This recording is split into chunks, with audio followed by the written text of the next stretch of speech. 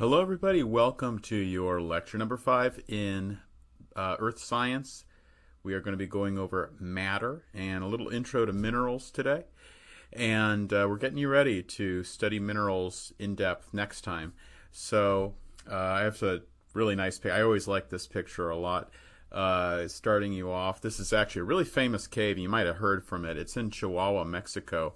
And actually, these gigantic crystals, I always think it's funny because if you didn't see this like little guy that's right up there, right, you wouldn't even know that this is you probably think of it like a close-up of a geode or something, right? But those crystals really are that big, you know. And all crystals, all matter, those are made out of atoms. We're going to learn a little bit more about the basic building blocks of what these crystals that you see right there are. I actually have a little chunk of that crystal. Well, it's a big chunk, actually, right here underneath my desk. I always keep it under here in case of burglars. But you can see it's really that big. And you can see the beautiful sheen on it, too.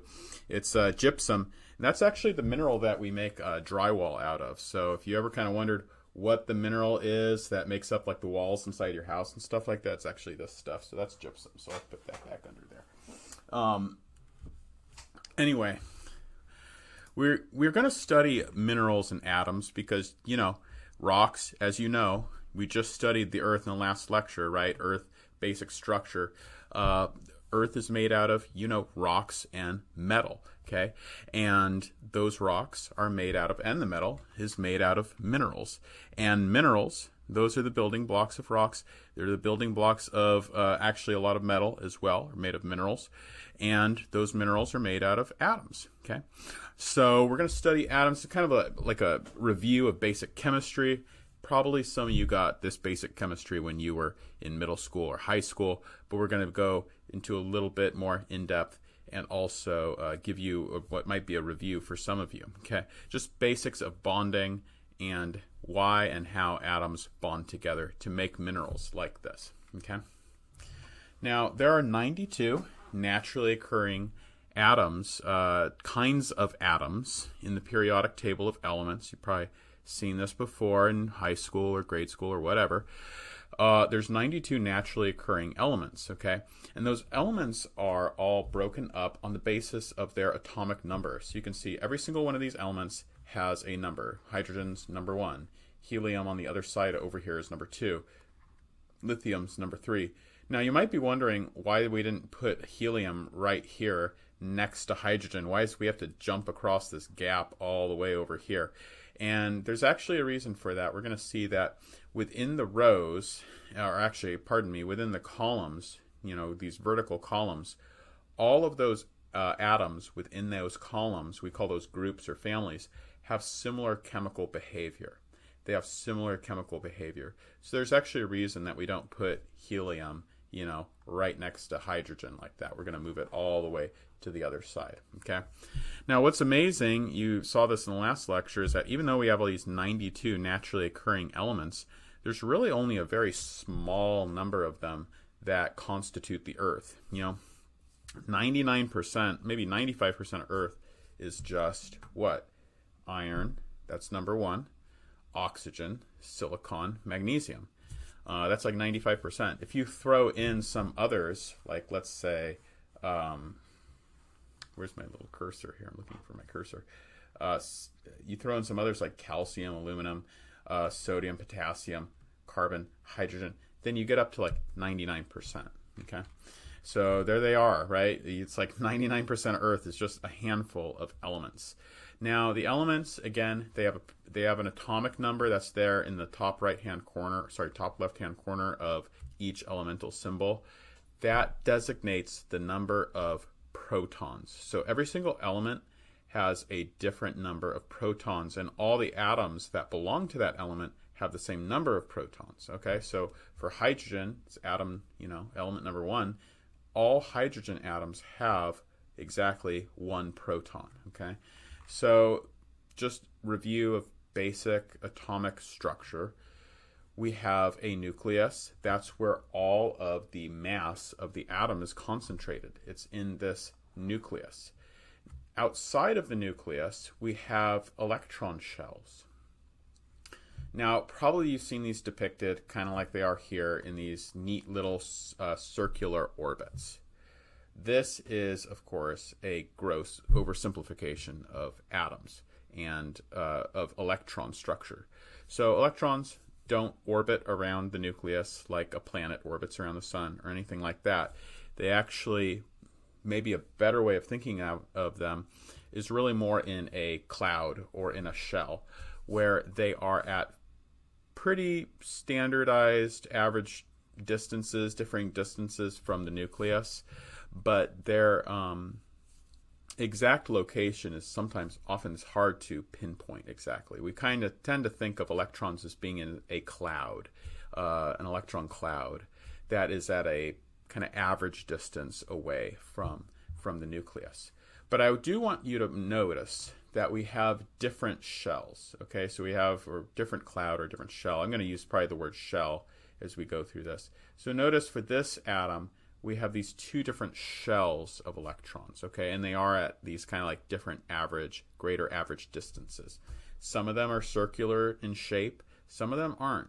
Some of them take on very strange shapes. Those of you maybe had some background in chemistry know. But anyway, we have the nucleus. That's where the mass is concentrated. And in the nucleus, we have protons and neutrons, okay? Now, protons are positively charged. They have a positive electrostatic charge. Neutrons are neutral, right? They have no charge. And the electrons are negative. Now, here's a question. What is the mass of one of these protons, let's say? Well, the mass is really kind of weird. It's a very, very small number because obviously these things are very, very small. It's 1.7 times 10 to the negative, I forgot my negative right there, negative 24 grams. So it's like a trillionth of a gram. Okay, actually to be more exact, it's 2 trillionths of a gram. Okay, very, very small indeed, right? But that's a really annoying number, so we don't like to use numbers like that. So in science, we just kind of came up with a convenient unit called an AMU, an atomic mass unit. AMU just stands for atomic mass unit. A proton is defined as 1 atomic mass unit, okay? A neutron is about equal 1 atomic mass unit. But an electron is a lot smaller. It's 0.0005 AMU. Did I say the right number is 0.0005 AMU. So it's a lot smaller. You can maybe think of an electron.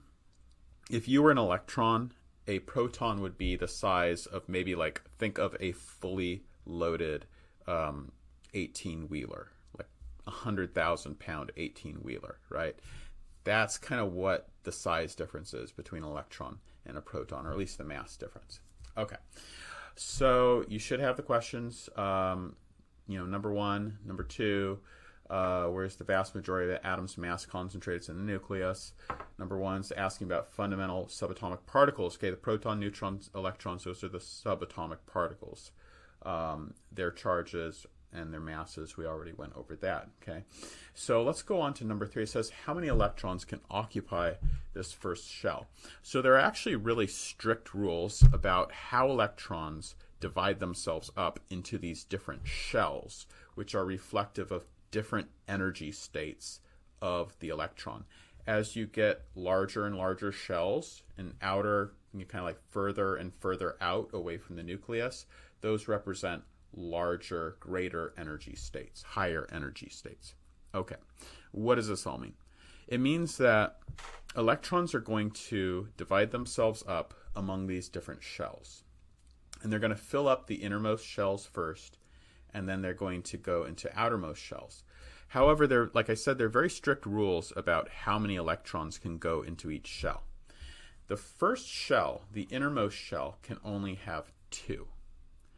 The first shell, the innermost shell, can only have 2 electrons. Okay.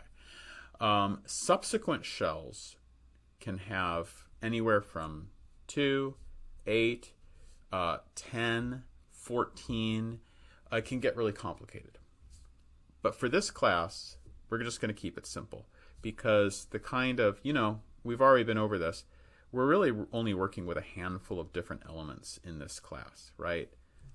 Iron, sodium, potassium, calcium, silicon, oxygen, etc. And for those elements that we work with, we can actually just assume that subsequent shells can only hold 8 electrons. Okay, so for this class, we're just going to keep it simple, and we're just going to say the first shell holds 2. Subsequent shells, that means, anything beyond, is going to hold 8 electrons. Okay, now let's take an example of carbon. Carbon, as you know, I'm going to erase some of the ink on here so I can look at this again. Carbon is element number 6. You see that right there. Okay, carbon is element number 6. That means it has 6 protons. That's by definition. Okay, so there's the protons shown in blue. 1, 2, 3, 4, 5, 6. There they are in the nucleus, with also, it looks like it has 6. Is that 6? Actually, no, this one is only 1, 2, 3. Yeah, 6 neutrons. Okay, so it's carbon 12. And we see the electrons kind of divided up among the different shells. So the first shell has 2 electrons. The subsequent shell can hold 8 electrons, but it's only going to have 4. The reason for that is we're going to assume that carbon is in its what's called elemental state, and it has the same number of protons and electrons. And if you think about that, that means that the charges are balanced, right? Pluses, we got 6 pluses from the protons, we have 6 minuses from the electrons, and everything's equal, and the charge is balanced. You're going to see that atoms often want to balance their charges. Minerals often want to balance their charges. That keeps the potential energy low. Okay, they're more stable. They're more like energetically stable in that configuration. Okay, so anyway, it says how many electrons occupy the first shell? That's 2. How many subsequent shells, second shell or more? That's 8. Now, number 5 is saying atoms are most stable. This is a really important thing about chemistry. In chemistry, atoms are always most happy and most stable. Maybe that's a better way to say it. They're most stable and their potential energy is lowest when their outermost, what's called a valence shell, so this outermost shell is called a valence shell. They're most stable when it's full. Okay, so number 5, the answer is full. We need to have a full outermost valence shell. Okay, so that's going to make a full valence shell equals stable, happy, low potential energy. Okay, so that's the state which all atoms are tending towards. They're always trying to get to that full outermost valence state. And this is going to drive that desire to have a full outermost valence shell is going to drive bonding. Okay, so atoms are going to bond because they want to achieve this state, that full outermost valence shell. Okay, so question for you is, look at carbon. You see carbon in front of you. Is carbon happy as it is in the elemental state? 6 electrons. The answer is no, because it has only 4 electrons in this outermost shell. It wants to have a full shell. So it can do one of 2 things. It can gain 4 more electrons, or it could lose those 4 electrons. Now we're going to see how carbon reacts in order to fulfill that desire for a full outermost valence shell. Okay, so electrons are, says number 6, is of the subatomic particles, which is most involved in chemical bonding. It's all about the electrons. Okay, in chemical bonding, electrons are what determines the chemical nature of that, the chemical behavior of that particular element. Okay, because it's going to try to get in that state of having a full outermost valence shell, either by losing electrons or by gaining electrons. Okay, and we're going to see how different elements in different groups of the periodic table do that in order to fulfill that outermost valence shell. Remember, it's all about the full shell. It's all about the full shell. Okay, So let's look now at oxygen. Okay, oxygen is a really important element for us in earth science because, hey, 50% of the crust is oxygen, and a big percentage, can't remember exactly what, like 30% of the whole earth is oxygen. It's a really big deal. Okay, how does oxygen fulfill this desire for 8 outermost electrons? Okay, let's take a look. We have it's element number 8, so in the elemental state it's going to have 8 electrons, 8 protons, right? 2 go into the first shell. Okay, we have 6 more. Those 6 are going to fill up the next valence shell. Is it happy? And the answer is no happy. Okay, it wants 2 more to fulfill the octet rule to have a full outermost valence shell. It wants to have 8 electrons. Okay, so what is it going to do? It is going to steal electrons in order to fulfill its happy place. Okay, we'll see that a little bit later. Now let's go on to chlorine. Chlorine is element number 17. Has 2 electrons in the innermost shell. Has 8 in the next shell. That brings us to 10. Then it has 7 in the final outermost valence shell. Is it happy? No happy. It's not happy. What does it need? It needs 1 more. Okay, oxygen needs 2 more. Chlorine needs 1 more. Okay, let's look at argon. Argon is a noble gas. You might know that noble gases are so named. So our noble gases: helium, neon, argon, krypton, radon. You might know that noble gases, famously, they're called noble gases because they don't bond. They're noble. They're better than, they don't mix with the little people. They are like the noble elements. They don't bond with anybody else. Why not? You can almost just like look at this atom and see that it's well ordered and happy, right? It looks symmetrical, right? And it is symmetrical. It has its element number 18, right?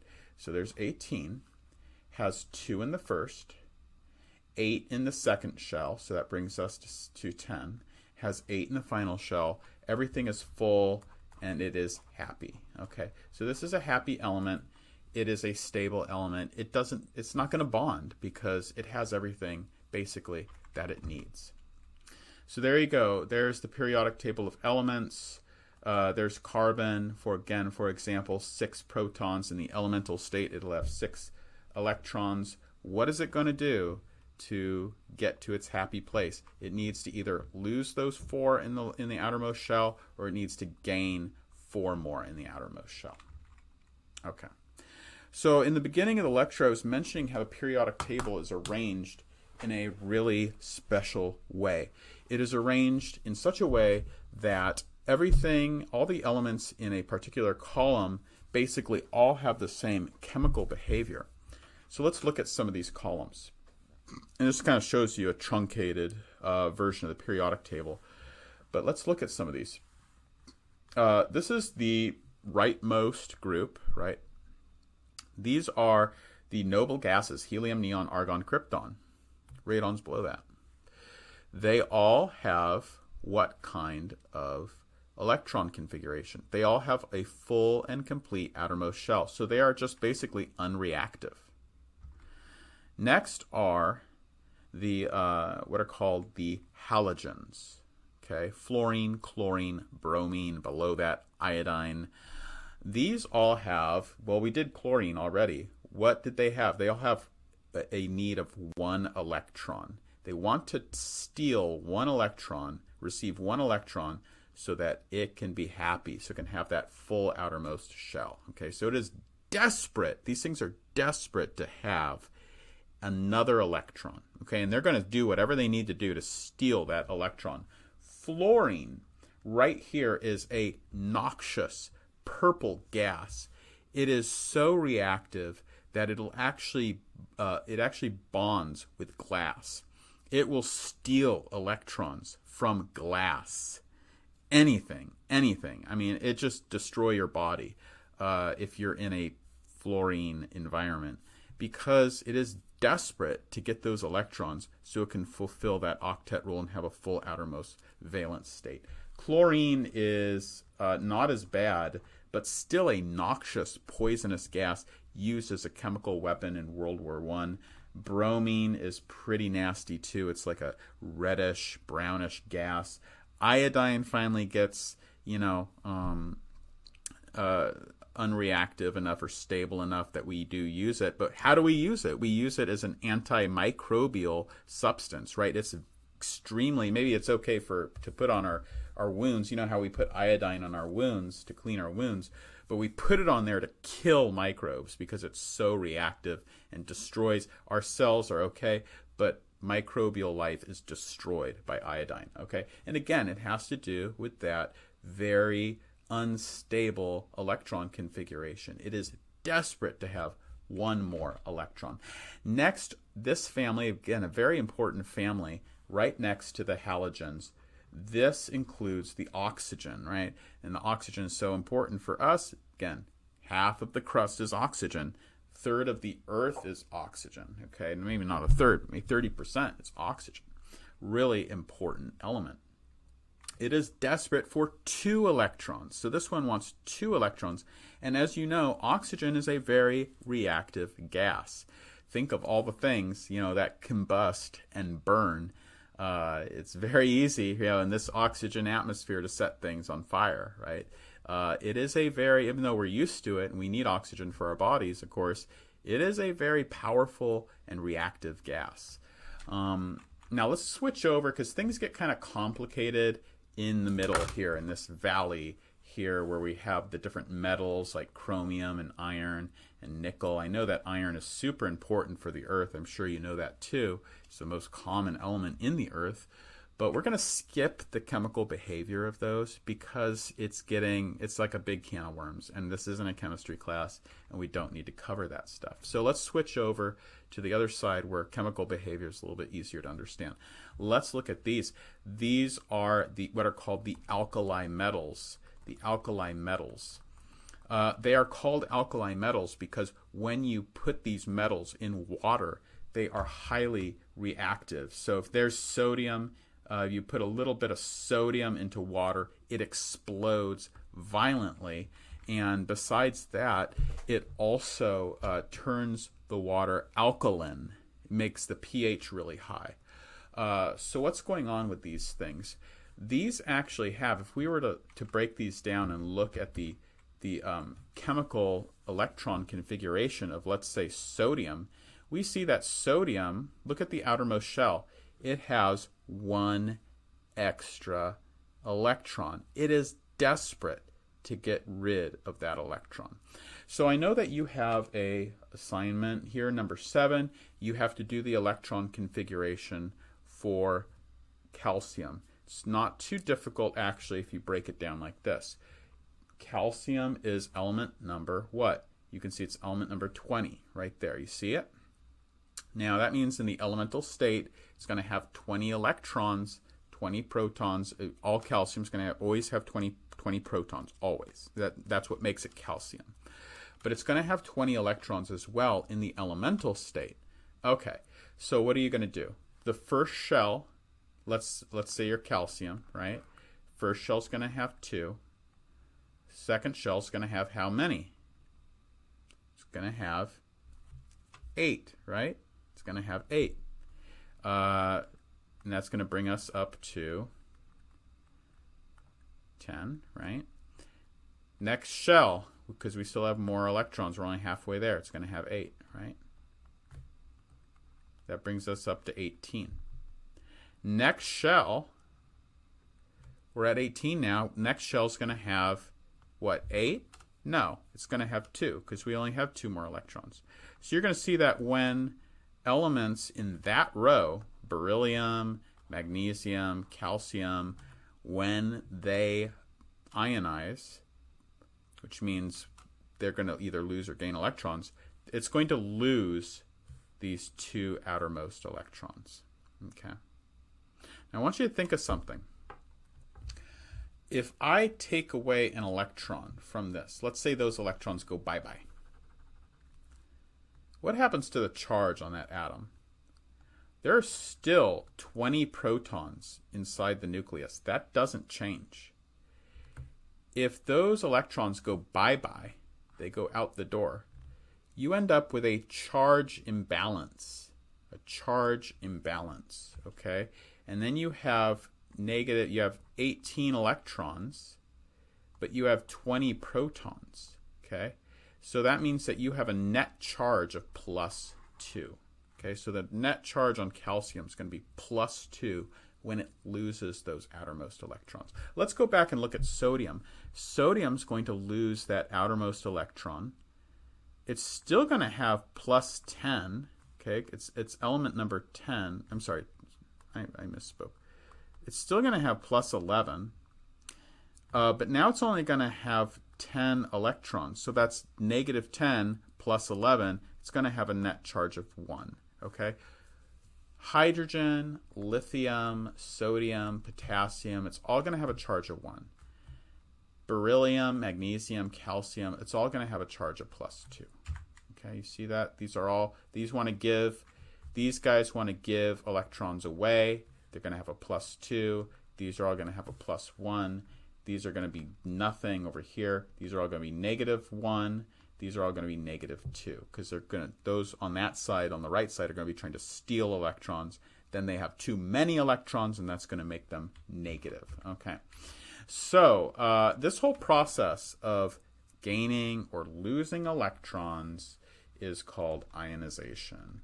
Okay, ionization, and that's where you take on a net charge by gaining or losing electrons.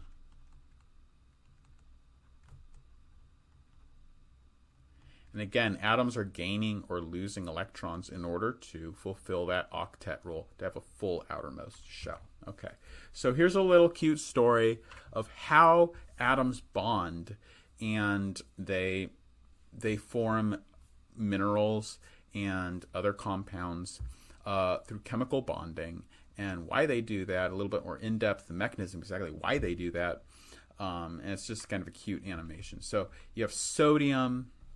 Now, of course, sodium is unhappy because it has 1 extra electron. Chlorine, on the other hand, is also unhappy because it has a hole, right? It needs 1 more electron to be happy. It's got this missing electron here in its outermost valence shell. So obviously these two are going to love to get together. Sodium is going to lose its electron. When that happens, it's going to have a net charge of +1. It lost a negative, right? When you take away a negative, you're going to be a positive. So it's going to be a +1. It is now an ion. Okay, an ion is an atom with a net charge. Okay, that means it's either plus or minus. Another way to say it is has an imbalance, a charge imbalance. Okay, it either has too many protons and electrons or has too many electrons and protons. Okay, there's an imbalance between those two kinds of subatomic particles.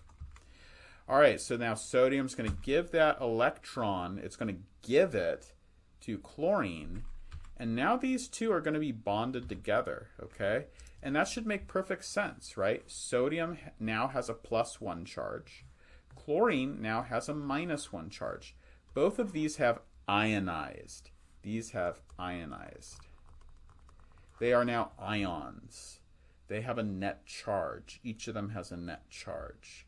They've gained and received electrons. Okay.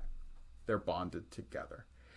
And indeed, when you bond these together, it creates, that's a chemical bond, it's a chemical reaction, it's a very violent chemical reaction. So here's actually sodium metal reacting with chlorine gas. It's a violent reaction, creates, it's funny though, because it's a violent reaction, but it creates this substance that we eat, right? Sodium chloride. But the reason that we eat it, and we actually need it, it's a necessary nutrient for our bodies, and it's not reactive, is that these guys have already reacted. They're stable now. They're happy now. They're in their happy place. They don't need to be dangerously reactive anymore. Okay, they've fulfilled the octet rule. They have a full outermost valence state. They're good now. They don't need to react with our bodies, because that's really what makes something poisonous, right? There's a chemical reaction between that substance and our body that destroys our body, right? So they're stable now. They're not going to react with our body anymore. They've reacted with each other. Okay, so that's an ionic bond. What's the ionic bond? Ionic bond is a bond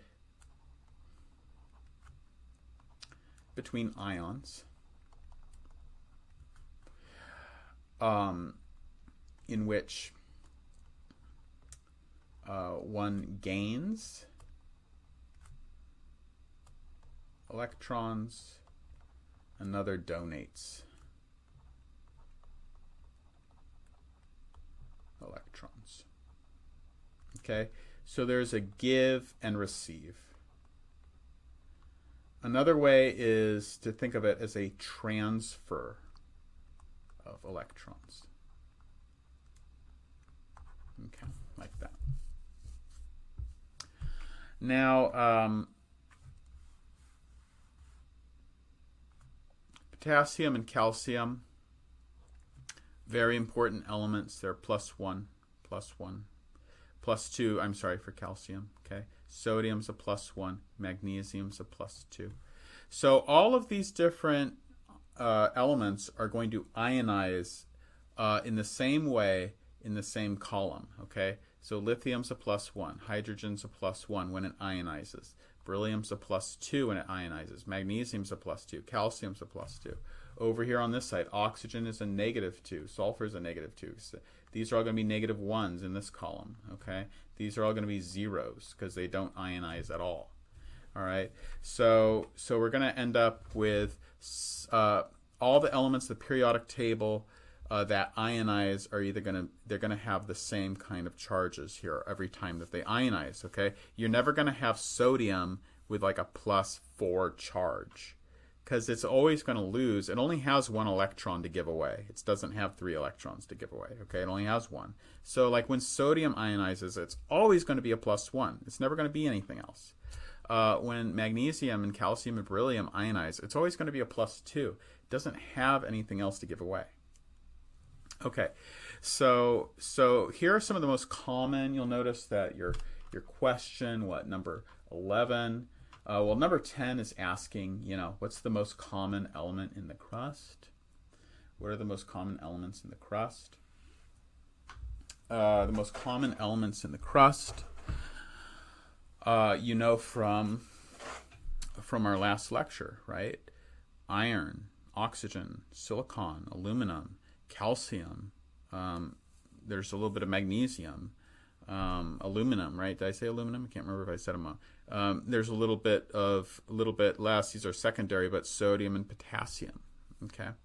Now, number 11, you have to go a step further. When those elements ionize, what is going to be the standard ionic charge? Okay, well, let's look at these. What are the most important ones? We said in the crust, number 1 is oxygen. Number 2 is silicon.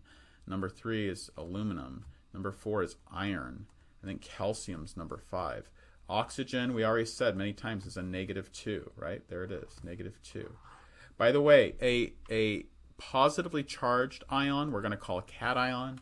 A negatively charged ion, we're going to call an anion. Okay. Now, what about silicon? Silicon's going to be a +4. Okay. That may make sense. You see this is -1. No, I guess it doesn't really make sense, but that's what it is. Okay, silicon's a +4. Aluminum is a +3. Okay, silicon +4. Oxygen -2. Iron. Now, iron again is in this kind of valley of confusion that I wanted to avoid talking about. And again, it gets complicated. So just showing you some of the complication here. Iron can be a 2+ or a 3+. Okay, and it actually depends on the crystal, the crystalline environment that the iron is in. There's such a thing as crystal field splitting and stuff like that. We don't want to go into that because it's complicated. but that is the possible electron configurations of iron. Okay, so 2 plus or 3 plus. Calcium is always going to be a 2 plus, always. It's never going to be anything else but 2 plus because it only has 2 electrons to give away in that outermost valence shell. Okay, so I hope all that makes sense. That's how you answer number 11 there. Now, if we're moving on here, I do want to talk about next one, number 12. Number 12, I know, is a challenging question, and just to give you some kind of background on this. When minerals form, so remember, we're only interested in chemical bonding, and the reason we're studying that is we want to know about minerals, because minerals are the building blocks of rocks. When minerals form, they have to when they're ionically bound, when they're bound together with ionic bonds, and we're going to see there's different kinds of bonds. It's not just ionic bonds. There's other types of bonds. But when minerals are bound by ionic bonds, they have to be electrically neutral, okay? That means the net charge on that mineral formula has to be 0. Let me give you some examples of that. Let's take a real easy example of an ionically bonded mineral. Periclase. Okay, there's a picture of periclase. It has a mineral formula of MgO. 1 magnesium, 1 oxygen. Okay. Now, the magnesium is a +2. The oxygen is a -2. Really easy, right? +2, -2. Net charge, 0, right? 0. All right, so that's a valid mineral formula. It's a valid mineral formula because it is electrically neutral. Okay, any mineral that is bound ionically has to have a net charge of 0 in the chemical formula. Let's take a real famous one, quartz, SiO2. Okay, the silicon, like we said, is +4. The oxygens are -2 when they ionize. Okay, those are the anions. But we have 2 of the oxygens, so it's 2 times -2. That equals -4. We have 1 silicon, 4 plus 4, -4. We end up with 0, right? So 0. And that is, again, electrically neutral. That means that this is, yes, a valid chemical formula. Let's do one more that's more complicated, okay? Olivine, Mg2SiO4. Okay, magnesium, there's 2 of them. So 2 times, and with each one has a 2 charge, so that equals 4. We have 1 silicon, that's a 4, so now we're at 8. And we have 4 oxygens, each one a -2, so that's a -8. Well, +8, -8 equals 0. We're all stable, we're all balanced again. Those are actually what I would call electrically neutral, so those are valid mineral formulas. Okay, for number 12, what you have to do is just do the process we just did for each of those. You have what? A, B, C. And just tell me, is this electrically neutral or not? And if it's not electrically neutral, if the charges don't balance, then that's not a real mineral formula. That can't be a valid mineral formula, at least of an ionically bound mineral, okay? So that can't be a valid mineral formula. And go ahead and just work those out for each of those 3. That is not a multiple choice question, so don't circle one of those and go all done there. No, you have to actually work out, do the math for each of the 3, A, B, C, and tell me what's the net charge, and therefore is that valid or invalid mineral formula. Okay, so that's the key to number 12. So let's go on to next one on covalent bonds. Like I said, not all minerals are bound together ionically. Some are bound together covalently. What does covalent bonding mean? Well, covalent bonding is when we take, against that, remember that valence shell, that outermost shell, that's so important. We want to have a full outermost valence shell. Well, when we take that full outermost valence shell and we take different atoms, they can actually overlap their outermost valence shell. They can squeeze together, overlap, and share the electrons. And when they share those electrons, you'll notice that everybody's happy. A really famous example is the molecule CO2, carbon dioxide. So there's 1 carbon, there's 1 oxygen, there's another oxygen. On the other side, you'll notice that when they share, we have 1, 2, 3, 4, 5, 6, 7, 8.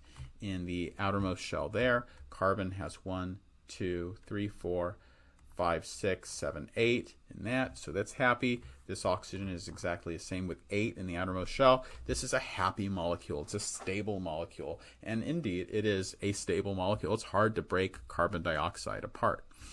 Now, H2O, that's a really famous molecule that, again, it is covalently bonded together. It shares its oxygens and its electrons in such a way, that it fulfills the octet rule. Everybody has a full outermost shell. So that is covalent bonding. Another really good example of covalent bonding is carbon. Carbon can be in mineral form. Either pure carbon can either be in the graphite form or the diamond form. So these are actually, they have a special name called polymorphs. Okay, polymorphs. These are minerals that have different kind of like crystal structures, but they have the same chemical formula. The chemical formula of graphite is carbon. The chemical formula of diamond is carbon. But you'll notice they have vastly different properties. I mean, graphite is a really weak mineral. We use it for pencil lead. Diamond, of course, famously is the hardest mineral known to man, right? It has vastly different kind of properties, but they have the same chemical composition, and it all depends on how those atoms are arranged. Diamond is arranged in this beautiful, you can see like, it almost looks like architecture, right? Like structural, like how we build bridges and build buildings. You can see all the carbon atoms arranged in that way. Whereas graphite has these sheets that are held together by very weak bonds called van der Waals forces, van der Waals bonds. Van der Waals bonds are a type of molecular bond. They are, so van der Waals are molecular bonds. They're very weak. They are very short range. So that means the force is only there when the atoms are very close together. If they get too far apart, the force drops off very quickly. They're very weak. They're very short range. And to just give you a little bit of background on these kinds of bonds arise from maybe short-term temporary charge differences between atoms. Okay, they only, I don't want to go into quantum mechanics and stuff like that, but sometimes these kind of like temporary charges will arise on an atom, not like a permanent dipole, but just a temporary one. And those little temporary charge differences can create a weak electrostatic force that can induce these molecular van der Waals bonds. Okay, so these van der Waals bonds are what keep these graphite sheets pinned together. When we actually write with our pencil, what we're literally doing is breaking van der Waals bonds. So whenever you write with your pencil, you can just sit there and say, I'm breaking van der Waals bonds. I'm breaking van der Waals bonds. Okay. So anyway, that's the lowdown on van der Waals bonds. We already answered number 17. What's it called when you have two minerals with the same chemical formula? We call those polymorphs. A really important group of polymorphs is aragonite and calcite. Okay, I want you to know those. Write that down for minerals with the same chemical formula but a different chemical structure. Okay, they are a really important group of minerals, really important pair of minerals. Aragonite and calcite. Chemical formula is calcium carbonate. They are polymorphs. We're going to see that a lot of marine life builds its shells out of aragonite or calcite, and that ends up being really important for the chemistry of the ocean. We'll get into all that later in the class, but right now I just kind of want you to keep it pinned up in here: calcite, aragonite, polymorphs. Okay. Here's another question for you. Another last question actually you have there. It's asking about, can you have a mineral composed of only one element? And I wanted to talk about this because a lot of students get elements and minerals confused. A lot of students get elements and minerals confused. Okay, elements are the basic building blocks of matter, right? Every atom, the atoms are arranged into different elements. Minerals, however, are made out of multiple elements, maybe at least one element, but it could be multiple elements. And you could have a mineral, like I said, polymorphs that have the same elements, but they're made out of, they're arranged differently. They're just atomically arranged differently with a different structure, right? You know, you go back to diamond and graphite, there's a different atomic ordering, a different arrangement of the carbon atoms that makes vastly different kinds of substances, diamond and graphite, okay? Aragonite and calcite. So you can have minerals with the same chemical formula, different structure, and that creates a different mineral. Also, you have to be aware that some elements are also minerals. Good example of that's gold, right? Gold is an element. Gold is also a mineral. Silver, copper, they are elements, but they're also minerals. But not every element is a mineral, okay? So you have to be really careful because a lot of students get this stuff confused. On the test, it's a big deal because if I ask you, you know, for a mineral and you give me an element, or I ask you for an element, you give me a mineral, you could get the question wrong, okay? This is just a really cool, I just wanted to show you this one final thing before we break off today. This is nobody created that. That is a trapezoidal, beautiful crystal of gold, right? So you probably never thought that gold, or probably very few of you, I guess, ever guessed that gold is a mineral. But yeah, it's a mineral, and it's actually can be a crystal. So there's a crystal. Nobody made those faces or shaped it like that. That's a gold nugget that just formed that way. So it's a large crystal of gold. Who knows how much that is worth? Boy, I'd hate to even think about it. But anyway, I'll leave it off there. So you have a great week, and I'll catch you next time.